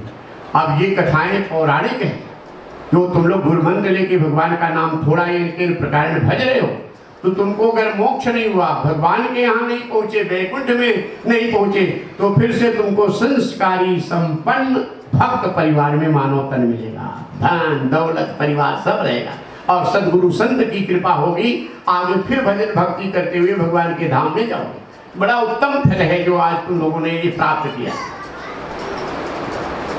अब ये राजकुमारी का स्वयंवर जब घोषणा हुआ तो राजा के यहाँ हाथी, ये पति जो है चारा पानी छोड़ दिया, पानी और भोजन करना छोड़ दिया।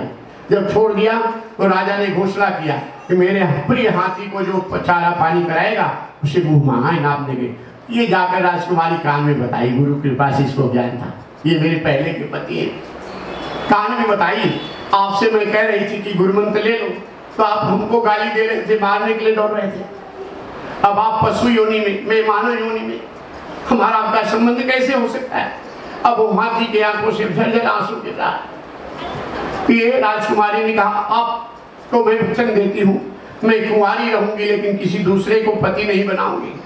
आप पानी पियो, आप चारा खाओ, भूखे मत मरो। और स्वयंवर के दिन राजकुमार, बड़े देश देश के राजा राजकुमार आए थे, जयमाल जब दिया गया कि ये राजकुमारी ले जाकर के हाथी के गले में जयमाल डाल दी। जितने राजकुमार आए थे धिक्कारने लगे कि ये पागल है बेटी, किसी राजकुमार के गले में वरमाला, पशु के गले में वरमाला डाल रही है। तो सबने धिक्कार, अपमान होने लगा। और जब अपमान होने लगा तो राजा रानी बेटी को समझाए कि किसी राजकुमार के गले में जयमाला डालो, फिर दिए, फिर ले जाकर हाथी के गले में डाल दी। आत्महत्या करने लगे जब माता पिता, कि अपमान सह नहीं सके कि आत्महत्या कर लूंगा, तब ये बेटी रो पड़ी कि सदगुरुदेव अगर सदगुरु नाम सच है तो मुझे दर्शन दो। नारद जी प्रकट हो, रो रो के सारी बात बताई। नारद जी त्रिकालदर्शी सब जानते थे, और रो करके चरणों में गिर पड़ी और अपने शिष्य के ऊपर सर्वसमर्थ देवर्षि नारद भगवान के अवतार, जो इच्छा है तो मांग लो अपने गुरु से, और कुछ नहीं, इनको मानो तन दे दो, आप अपनी कृपा करके राजकुमार बना दो। और सदगुरु कृपा हुई और नारद जी की वाणी सिद्ध हुई। ये हाथी की पशु योनि से राजकुमार का रूप प्रकट हुआ। और जब सबके देखते देखते तब जयमाला डाली, तो जयमाला डालने चली थी, उन्होंने कहा नहीं, पहले गुरु मंत्र लेकर के तब हम लोग शादी करेंगे। तो दोनों जन गुरु मंत्र लेकर के फिर विवाह बंधन में मोक्ष के अधिकारी भगवान के नाम। तुम बड़े भाग्यशाली हो, गुरु की शरण में आकर के गुरु मंत्र लेकर के, नाम वही है लेकिन गुरु जी के द्वारा जो वचन होता है, मंत्र होता है, उसकी शक्ति अलग हो जाती है, विशेष हो जाती है। एक गुरु जी ने अपने चेले को 12 साल तक सेवा किया तो गुरु मंत्र दिए, और जब गुरु मंत्र दिए चेले को तो तीसरे दिन चेला गया, गुरु जी जो मंत्र आपने दिया वो तो मैं पहले से जानता था, मैं तो सोचा कोई अच्छा मंत्र देंगे। तो गुरु जी ने चेले को एक हीरा दे दिया कि ये हीरा ले जाओ और बाजार में बेचो, दाम लगे तो देना नहीं, कीमत पूछ करके लेके आओ, मैं उत्तर दूंगा। चेला हीरा लेके गया बाजार में, तो पहले सब्जी वाले की दुकान पे गया कि भाई साहब इसे मैं बेचना चाहता हूँ, खरीद लो। सब्जी वाले ने कहा पत्थर लेके मैं क्या करूंगा, अरे जो देना है दे दो। सब्जी वाले ने कहा 1 रुपया दूंगा। हाँ, ने कहा 1 रुपये में नहीं बेचूंगा। फिर किराना की दुकान पे गया, किराना वाले ने कहा 500 रुपया दूंगा, इतने में नहीं बेचूंगा। फिर कपड़ा के दुकान पे गया, कपड़े वाले ने कहा 1000 रुपया दूंगा, इतने में नहीं बेचूंगा। फिर सोनार के दुकान पे ले गया हीरा, सोनार ने कहा 5000 रुपया दूंगा, इतने में नहीं बेचूंगा। तब ये चेला जौहरी के दुकान पे गया हीरा लेकर के, जौहरी ने कहा 5 लाख दूंगा, उसने कहा नहीं बेचूंगा। लेकर के गुरु जी के पास हीरा आया, गुरुदेव सब्जी वाले ने 1 रुपया कीमत किया, किराना वाले ने 500, कपड़े वाले ने 1000, सुनार ने 5000 और जौहरी ने 5 लाख रुपया इसका कीमत किया। तब गुरु जी ने कहा चेला हीरा एक ही है, लेकिन सब्जी वाला जनता जानता था एक किया, कपड़े वाला किराना वाला कुछ और जानता था, इसकी 500 रुपया कीमत किया। कपड़ा वाला कुछ और जानता था इसके बारे में तो 1000 किया। सुनार कुछ और ज्यादा जानता था तो 5000 किया। जौहरी सही कीमत जानता था तो 5 लाख रुपया किया। तो मंत्र वही एक ही है, जिन गुरु के द्वारा सिद्ध मंत्र होता है, सिद्ध हुआ वो मंत्र गुरु के द्वारा दिया हुआ तुम्हारे हृदय में भगवान से तार जोड़ देता है, प्रकाश प्रकट कर देता है। तो तुम लोग भाग्यशाली हो कि ये गुरु जी की शरण में आकर के सत्संग भजन का भी आज लाभ लिए। ये गुरुपूर्णिमा महोत्सव सूरत में, ये तुम्हारे फरुआ कच्छ पाटीदार समाज में इस हाल में आज भारी संख्या में तुम लोगों का यहाँ उपस्थिति रही और श्रद्धा भाव से बंधन पूजन किए। ये लाइव हो रही है सब कथा, कल अपने अपने टीवियों पे सब देख सकते हो, पूरे है ना, पूरे देश में, पूरे विश्व में यूट्यूब पे लाइव होगी। यूट्यूब पे लाइव होगी तो बता दिया जाएगा, तो अपने रिश्तेदारों को और इष्ट मित्रों को सबको बताना, इसका सब लाभ ले लेंगे। थोड़ा सा जितना थोड़े ही सत्संग का इसका लाभ लेना। तो शिष्य जो है समर्पित भाव, समर्पित भाव कैसे होगा? जब गुरु जी का दर्शन बंधन पूजन करता रहेगा तो समर्पण सत्संग सुनता रहेगा, धीरे धीरे तो समर्पण गुरु की कृपा से ही सब होगा। प्रेम से बोलो और मिष्टी में बोलो और मिष्टी में। गुरु और शिष्य का नाता बड़ा अद्भुत है। तो हम यही अपनी वाणी को विराम देने जा रहे हैं, क्योंकि आज भंडारे का प्रसाद भी है। समय धीरे धीरे जो भी भंडारे में बना है वो प्रसाद उसमें मिलाया जाएगा, तो गुरु जी का प्रसाद तुम्हारे लिए अद्भुत होगा, तुम्हारे बाल बच्चों के लिए, परिवार के लिए, सबके लिए कल्याणकारी होगा। और हम ये करुआ कच्छ पाटीदार समाज सूरत सबके लिए हमारा यहाँ से आशीर्वाद है, पूरी समाज का कल्याण हो, सबके जीवन में सुख समृद्धि हो, तुम्हारे रिश्तेदारों के, सगे संबंधियों के, सबके लिए हमारी शुभकामना है, सबका कल्याण हो यहाँ से। और पूरे देशवासियों के लिए हमारी शुभकामना है, पूरे विश्व के लिए। ये कोरोना महामारी जो है इस समय, तो प्रभु से हमारी प्रार्थना है कन्हैया से इससे बचाएं, पूरे विश्व में शांति हो। और हमारे भारत देशवासियों के लिए हम बार बार प्रार्थना करते भगवान कृष्ण से, भोलेनाथ से कि इस महामारी से आप बचाएंगे। और भगवान का नाम जप करने से, भगवान का ध्यान कीर्तन करने से सारे दुख दूर हो जाते हैं, सारी महामारी का अंत हो जाता है। तो हमको पूरा विश्वास है कि भगवान अवश्य सुनेंगे हमारी प्रार्थना को इस समाज में, तुम शिष्यों के साथ में। और भगवान सुन करके तुमको सबको, पूरे देशवासियों को इस महामारी से मुक्ति दिलाएंगे और तुम लोग सब स्वस्थ और सुखी निर्भयता से भगवान का भजन और अपने काम धंधा को पूरा कर सको। प्रेम से बोलो जय श्री कृष्ण और मस्ती में बोलो जय श्री कृष्ण। राम नाम जप ले नहीं तो पछताएगा, राम नाम जप ले नहीं तो पछताएगा, राम नाम जप ले नहीं तो पछताएगा, राम नाम जप ले नहीं तो पछताएगा, माटी का खिलौना माटी में मिले जाएगा, माटी का खिलौना माटी में मिल जाएगा, माटी का खिलौना माटी में मिले जाएगा, माटी का खिलौना माटी में मिल जाएगा, सुंदर रूप देख कर भूला,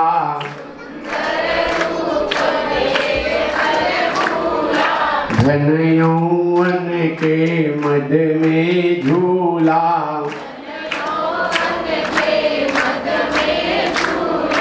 एक दिन ये हंसा अकेला उड़ जाएगा,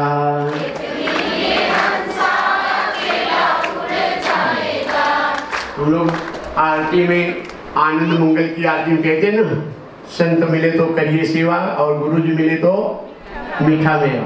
तो मीठा मेवा गुरु जी क्यों? गुरु जी तुम्हें आत्मा का बोध कराते हैं, आत्मा ही तुम्हारा सहज स्वरूप है। तो आत्मा का बोध होने से मृत्यु कभी नहीं आएगी, आवागमन का चक्र कभी नहीं आएगा, तुम्हें परम और सहज आनंद स्वरूप का बोध कराते हैं। इसलिए गुरु जी मिले तो मीठा मेवा, अर्थात सारे दुखों से मुक्ति हो जाएगी। ये संसार दुखालय है, तो गुरु जी की जब कृपा होगी तो आप दौड़ोगे तो परमात्मा से, जब परमात्मा से मिल गया तो सब कुछ तुम्हारा हो गया, फिर कभी कोई दुख जीवन में नहीं आएगा। इसलिए गुरु जी मिले तो ये एक दिन ये हंसा अकेला उड़ जाएगा, माटी का खिलौना माटी में मिल जाएगा, माटी का खिलौना माटी में मिल जाएगा। भगवान मन में सोचे कि माया को कोई जीत नहीं सकता, मायापति खाली हमारी कृपा से कोई माया से बच सकता है, माया को कोई जीत नहीं सकता। तो भगवान नारद जी को अपने भक्तों के मन में अभिमान आया तो भगवान तुरंत निकालते, रक्षा कर दे। और नारद जी को लेकर भगवान जंगल की तरफ गए तो भगवान कहते हैं नारद मुझे प्यास लगी है। एक कुटिया दिखाई पड़ी जो साधु की कुटिया में गए तो उसमें एक कन्या थी और कोई नहीं था। पानी दे दो, प्यास लगी है। कन्या हाथ जोड़ी और प्रणाम की और कही देखो मैं कन्या हूँ, कुंवारी हूँ, यहाँ मेरे माता पिता कोई नहीं है और दूसरा सगे संबंधी भी कोई नहीं है, मुझे पानी चाहिए, मेरे प्रभु प्यासे। कैसे दोगी पानी? कन्या ने कहा आप अगर पानी चाहते हैं तो मुझसे विवाह करें। कन्या से विवाह करें, लेकिन उस विवाह में साक्षी कौन बने? तब से बांस की परंपरा है, कोई भी शादी हो तो बांस जरूर बने। तो बांस को साक्षी मान करके विवाह हो गया। तब वहां रुकना तो था नहीं, शादी हुआ, पानी लिए चल दिए, लेके चल दिए। तब तक वो कन्या के पिताजी महात्मा जी आ रहे थे, देख लिए इनके पिता के न रहते मैं इनकी बेटी से शादी कर लिया हूँ, ये नाराज होके मुझे पिटाई न कर दे। नारद जी डर के मारे पानी लेके भागे और भागे जा रहे हैं, नहीं रुक जाओ, ठोकर लगी, गिर गए नारद जी, पानी गिर गया। तब तक डर रहे थे, तब तक वो महात्मा जी आए, नारद जी की पाँव पकड़ लिए कि महाराज आप सेवा का अवसर दो। नारद जी खुश हो गए कि चलो पिटाई नहीं किया, सेवा करेगा। ले गए बच्चे, बेटा बेटी का हाथ पकड़ करके कहीं ऊंचे जगह चला जाऊं, नहीं तो ये सब डूब जाएंगे। तो पहले बेटी का हाथ छूट गया, बेटी का हाथ छूट गया तो नारद जी सोचे चलो बेटे को बचा लूं, पत्नी को बचा लूं। पानी फिर तेजी से आया तो बेटे का हाथ भी छूट गया। तो नारद जी विचार किए कि चलो बेटा बेटी तो गए, पत्नी को तो बचा लूं। और पानी बढ़ गया, तेजी से पानी आया, पत्नी का भी हाथ छूट गया। तब नारद जी चक्कर में पड़े कि चलो अपने आप को बचा लूं, डूबने लगे। जब नारद जी डूबने लगे तब भगवान की याद आई कि कन्हैया प्रभु उधर बचा लो। तो पानी सूख गया।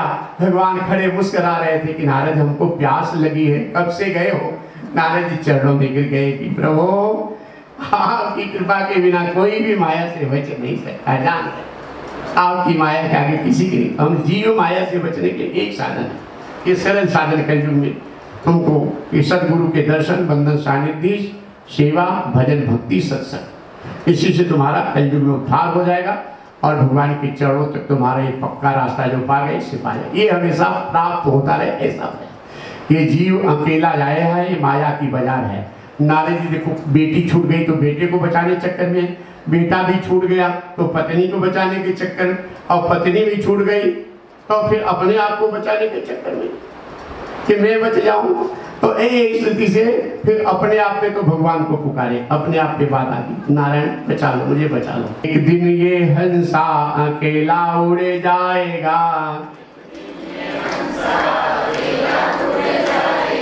माटी का खिलौना माटी में मिल जाएगा, माटी का खिलौना माटी में मिल जाएगा। हीरा जवाहर की माला तुम्हारी, हीरा जवाहर की माला तुम्हारी। मखमल के गद्दे और रेशम की साड़ी, मखमल के गद्दे और रेशम की साड़ी। हैट सूट बूट सब यहीं पे छूट जाएगा, सूट बूट सब यहीं पे छूट जाएगा। हैट सूट बूट सब यहीं पे छूट जाएगा, सूट बूट सब यहीं पे छूट जाएगा। माटी का खिलौना माटी में मिल जाएगा, माटी का खिलौना माटी में मिल जाएगा। हीरा सा जन्म गवाए दिया सोए सोए, फिर पछताएगा दीवाने हाय रोए रोए। संत कहे ऐसा समय नहीं आएगा, ये समय बहुत अच्छा है। सदगुरु के चरणों में बैठकर तुम लोग सत्संग सुन रहे हो, बहुत अच्छा समय। बार बार ऐसा समय है, यही प्रभु से प्रार्थना करो क्योंकि सत्य को छुपाया गया। सत्य आत्मा है, आत्मा है तो मैं बोल रहा हूं, आत्मा है तो तुम सुन रहे हो, आत्मा है तो किसी के पिता, किसी की माता, किसी की पत्नी, किसी आत्मा निकल गई तो 100 वाली डेड वाली। आत्मा सब कुछ आत्मा, ये आत्मा की सत्ता सब कुछ सर्वत्र ये जीवन, इस आत्मक दर्शन का ही एक दिव्य साधन है। तो सत्य को छुपाया गया। माया ने, आत्मा है, भगवान अंदर बैठे हैं, लेकिन इतना बोलने के समझाने के बाद भी भगवान का भाव नहीं आ पाता, मन नहीं लगता। भगवान पक्का विश्वास हो जाए तो ये माया का खेल खत्म, लेकिन नहीं हो पाता। इसलिए सतगुरु का सहारा लेना पड़ता है कि गुरु बिनु भव निधि तरई न कोई, और जो बिरंच शंकर सम होई। तो इससे तुम्हारे पर विश्वास होगा। बार बार कथाओं के द्वारा भगवान का तो सत्य को छुपाया गया, झूठ समझाया गया, अंत में बताया गया क्या क्या सत्य है। बचपन में बताया गया धराधाम सत्य है, यदि दुकान ये मकान सब तेरा है। जवानी में बताया गया अर्थ काम सत्य है। जवानी में माया कहती चाहे जैसे पैसा कमाओ, मौज मस्ती उड़ाओ। अपने यहाँ पे गुजरात में कहते हैं जवानी जवानी छे, जवानी जवानी। एक नौजवान सुंदर है रूप और नौजवानी के मदमस्ती में सूट पैंट पहने, गले में मोटी चैन, अंगुलियों में अंगूठी और धमकता हुआ जा रहा था। एक बुढ़िया माई ने देखा तो बुढ़िया माई ने देखा तो कि इसको कितना बड़ा अभिमान है। इसको उपदेश देने के लिए वो रास्ते में धूल हटा के कुछ ढूंढने लगी, जैसे बुढ़िया माई का कुछ खो गया। जल्दी जल्दी ढूंढ रही थी। जवान जाके खड़ा हुआ, अरे माँ तेरा कुछ खो गया है क्या? और जल्दी जल्दी ढूंढने लगी, माँ तेरा कुछ खो गया है क्या? हाँ लाला खो गया है बेटा, पता मुझे, मैं ढूंढ दूं, मदद कर दूं? मदद कर देगा, ढूंढ देगा? हाँ पता, मैं जो भी खो गया है बता, मैं ढूंढ दूंगा तेरे। तो बुढ़िया माई ने कहा कि लाला इस धूल में मिट्टी में मेरी जवानी खो गई लाला। ये जो जवानी तेरे ऊपर है मेरे ऊपर भी थी, बार बार साड़ी खसकती थी, बार बार संभालती थी, इसी मिट्टी में चली गई लाला, ढूंढ दे बेटा। जवान माँ के चरणों में गिर गया, माँ तूने मुझे ज्ञान दे दिया, जवानी जवानी छे, ये रहेगी नहीं, जीवन परिवर्तनशील है। दिन रवि रजनी सायं प्रातः, शिशिर वसंतो पुनरायात, कालः क्रीडति गच्छति आयु, तदपि न मुच्यति आशावायु। भज गोविंदम गोविंदम भज मूढ़मते। ये जीवन बदलता जा रहा है, दिन रात बीत रही है। तो एक दिन गया, 30 दिन गया तो एक महीना गया, 12 महीना आया तो बर्थडे आ गया, सालगिरह आ गई, 20वीं सालगिरह है, 30वीं सालगिरह है, 60वां बर्थडे है, हैं? तो इतना अपना बर्थडे ऐसे कैसे, ऐसे प्रतिदिन बीता जा रहा है। इसलिए गोविंदम भज गोविंदम। जवानी में बताया गया अर्थ काम सत्य है, बुढ़ापे में बताया गया क्रोध लोभ त्याग करो। बुढ़ापे में शरीर कमजोर हुआ तो काम मर जाता है, लेकिन क्रोध नहीं मरता, लोभ नहीं मरता। कितने दादा दादी लोग बेड पे पड़े हैं, उठने की हिम्मत नहीं है, 100 गाली देते हैं नाती पोते बहू बच्चों को। इतने दादा लोग कहते मार दूंगा, छड़ी से सिर तोड़ दूंगा। छोटे छोटे बच्चे अंगूठा दिखा के भागते हैं, उठने की हिम्मत नहीं, मारोगे क्या? क्रोध नहीं मरता, लोभ नहीं मरता। कितने दादा लोग बुढ़ापे में मरते मरते बेईमानी कर जाते। लोभ नहीं मरता, बुढ़ापे में बताया गया क्रोध लोभ त्याग करो, भगवत भजन करो, यही एक सत्य है। लेकिन पिजड़े का पंछी जब पिजड़े को छोड़ चला, तब अंत में बताया गया राम नाम सत्य है, राम नाम सत्य को सिखा। सत्य यही है, आत्मा परमात्मा सत्य है। अब सदगुरु तुम्हारे आत्मा और परमात्मा से मिलन कराते हैं, इसलिए गुरु जी मिले तो मीठा मिला, तो परमात्मा की तरफ ले जाते हैं गुरुदेव। ये आज के प्रवचन को, सत्संग को यही विराम देते हुए दोनों को सबको फिर मेरी शुभकामना। पूरे प्रभावी कच्छ पाटीदार समाज सूरत गुजरात में आज जो समाजवाड़ी में कार्यक्रम हुआ है, और सब हम शिष्यों को शुभकामना, तुम्हारे सगे संबंधी रिश्तेदार परिवार बच्चों को शुभकामना, आशीर्वाद। और जो इस कथा को हमारे जहाँ हमारे शिष्य भक्त हैं पूरे देश में, सबके लिए हमारी शुभकामना और आशीर्वाद है कि सबके जीवन में सुख समृद्धि हो, एक बार के चरणों में प्रेम हो। प्रेम से बोलो। अब आरती के लिए सब शिष्य लोग पूजा कर लियो। आरती नहीं, थाली बहुत ज्यादा लाए हो तो कैसे करोगे आरती? ऐसे किनारे किनारे खड़े हो जाओ, आरती बीच से जगह खाली करके किनारे किनारे, ताकि किसी के कपड़े जले न। लाइन से खड़े जाओ, 3 लाइन लगा, एक किनारे लाइन, एक बीच में लाइन, ऐसे गोला गोला, समझ रहे हो? हाँ, खड़े हो जाओ अपने अपने हाथ के लिए।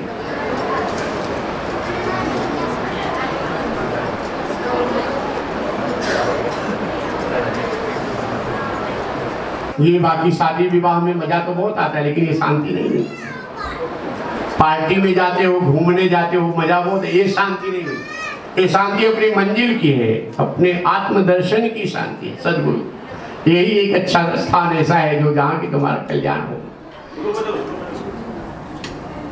ये चलने दो, खाली तुम लोगों की तरफ वहां नीचे से खड़े होकर सब आरती करोगे।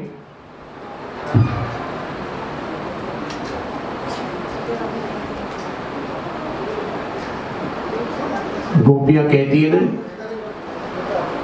कि मैं तो मेहंदी रचाई कृष्ण नाम की। घर गृहस्थी में रहते हुए भगवान का प्रेम करते हैं। मेहंदी रचाना है, शौक श्रृंगार करना है, लेकिन भगवान का याद करके, भगवान के लिए कि मैं तो वो दत्तात्रेय भगवान की 17वें नंबर की गुरु पिंगला नाम की वेश्या,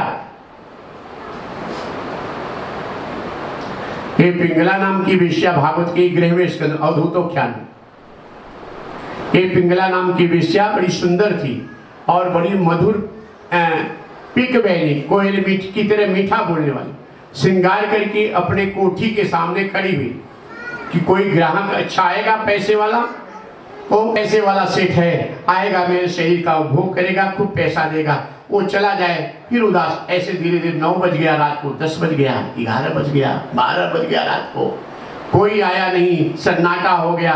जा करके पलंग पर सो गई और इसका अंग अंग वासना की अग्नि से जल रहा था, तन मन पूरा अंग टूट रहा था, बिच्छू की तरह डंक मार रही थी पलंग। इसे वासना की अग्नि में इतनी बेचैन थी ये और अचानक इसको पिंगला वेश्या को वैराग हो गया।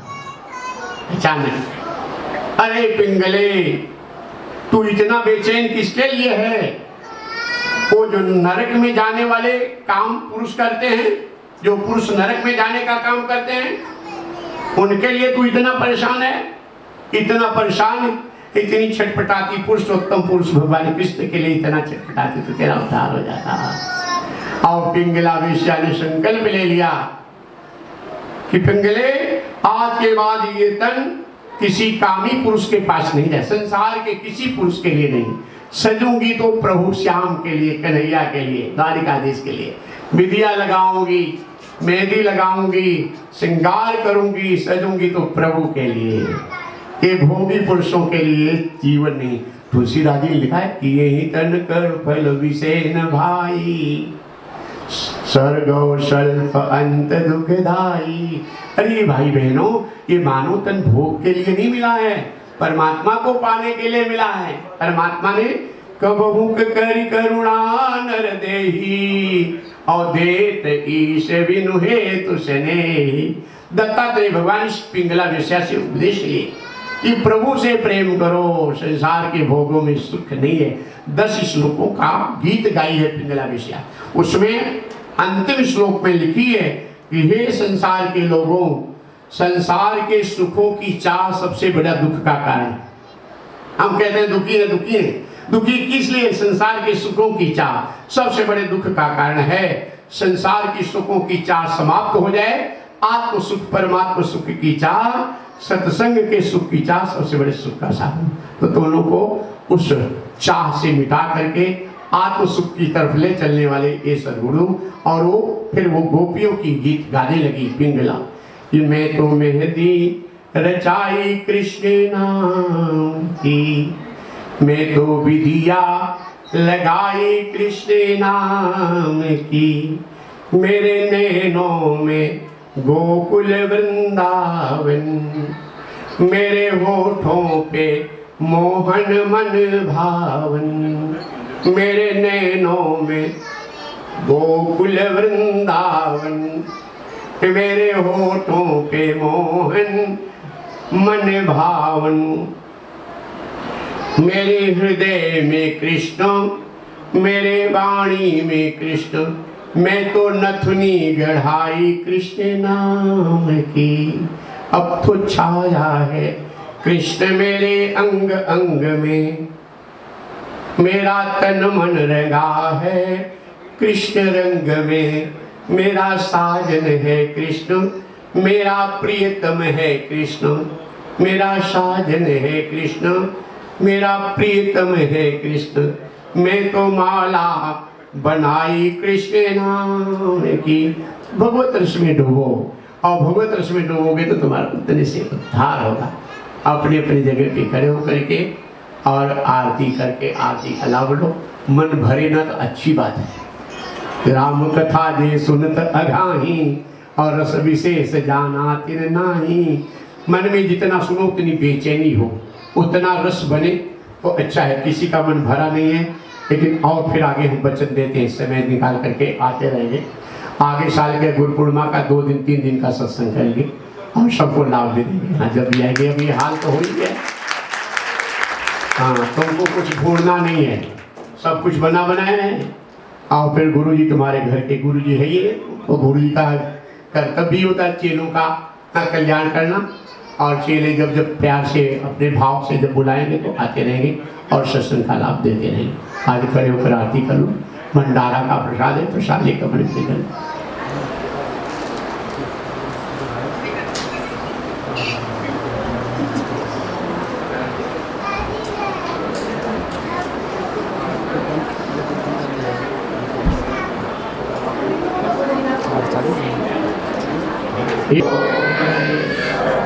गुरु साक्षात् परब्रह्म तस्मै श्री गुरुवे नमः।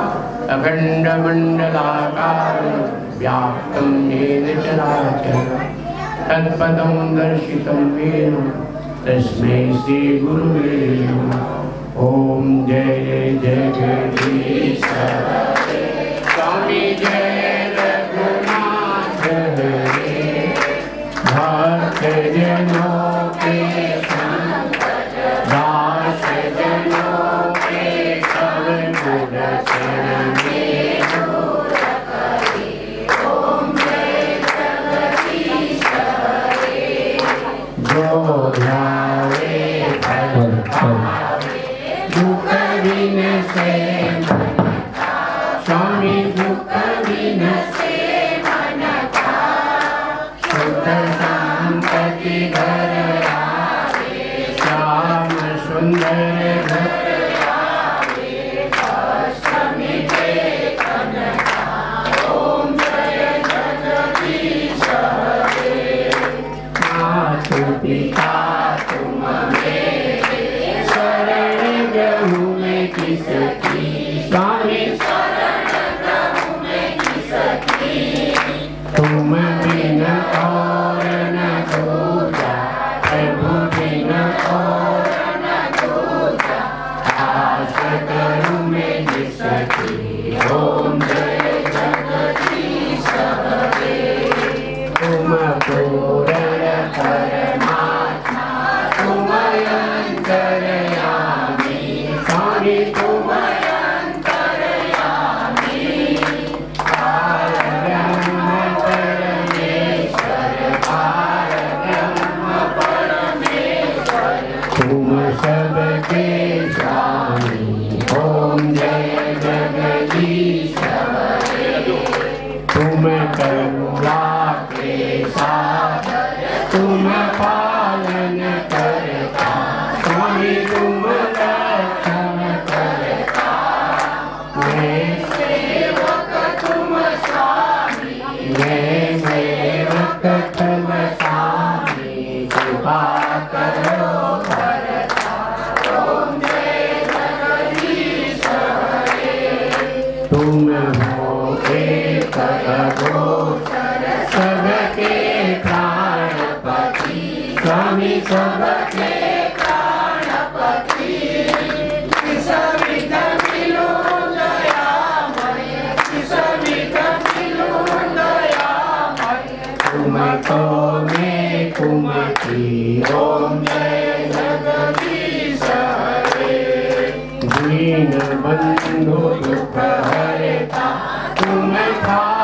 दूर मेरे, स्वामी तुम रक्षक मेरे, अपने हाथ उठाओ, अपनी शरण लगाओ, द्वार पड़ा तेरे, ओम जय जगदीश हरे।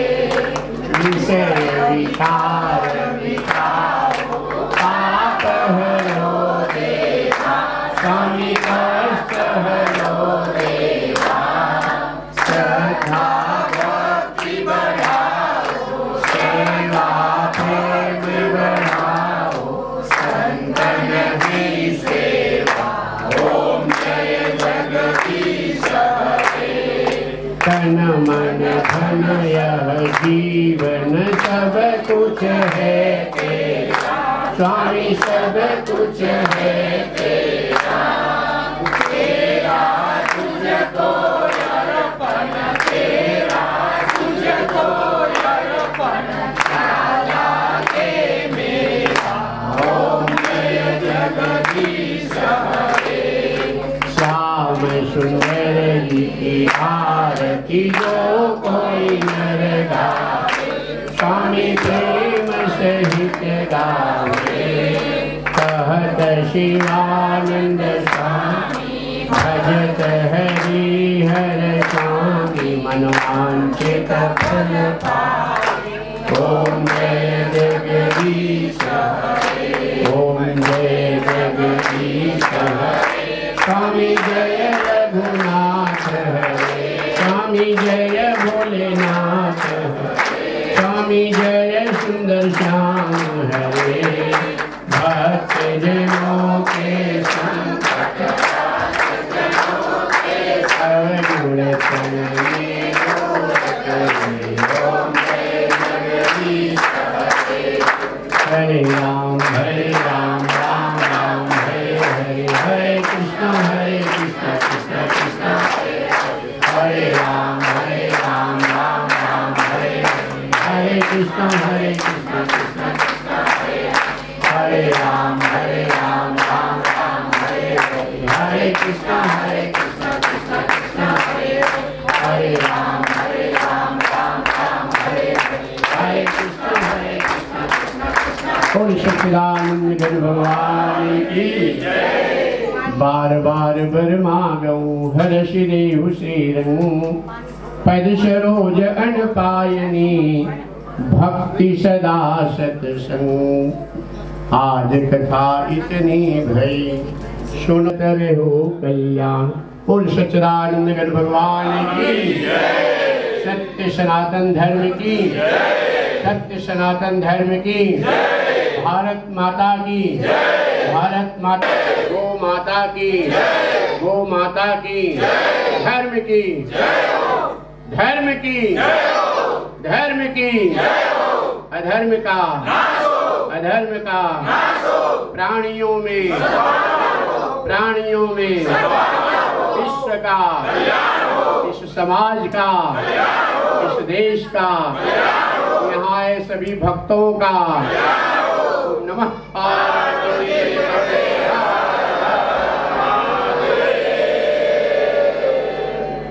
ओम पूर्णमदः पूर्णमिदं पूर्णात् पूर्णमुदच्यते, पूर्णस्य पूर्णमादाय पूर्णमेवावशिष्यते।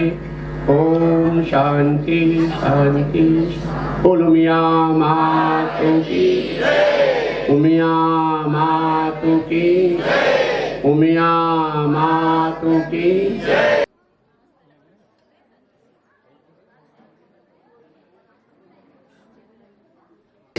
આપવા માટે અહીંયા પધાર્યા તો આપણે બધા